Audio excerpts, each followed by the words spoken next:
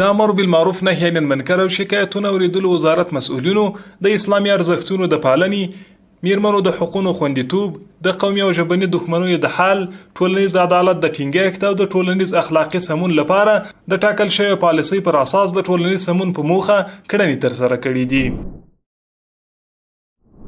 په دې اونۍ کې د امر بالمعروف نهي عن المنکر او شکایتونو اوریدلو وزارت محتسبینو د امیر المؤمنین حفظه الله له لوري د نوي فرمان د عملي کولو او د یوې سالمې ټولنې د رامنځته کولو په موخه له فاریاب او هرات ولایتونو څخه 900 تنه رواني ناروغان راټول او د یادو ولایتونو اړوند 3 میاشتې ریاستونو ته د درملنې په موخه ورسپارلي دي.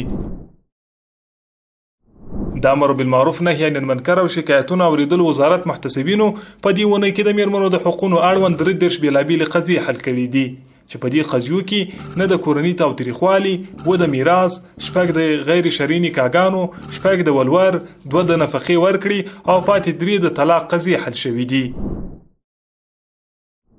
محتسبینو په ټولنه کې د قومي او ژبني تعصباتو د مخنیوي او د یووالي روحیه د پیاوړي کولو لپاره د هیواد په کچه 9 لوی دښمنۍ او 9 وړې شخړې حل کړې دي.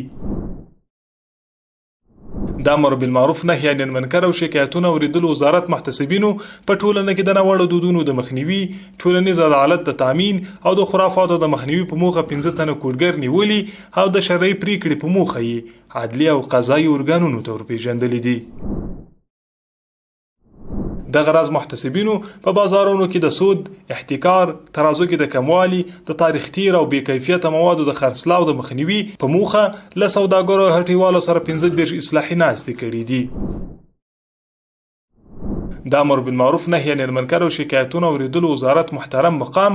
د لزومدید او د ریاست الوزرا مقام د حکم پر بنسټ د ځینې ولایتي او مرکزي ریاستونو لپاره نوي رئیسان ورپېژندل شول. مولاي صل وسلم دائما ابدا.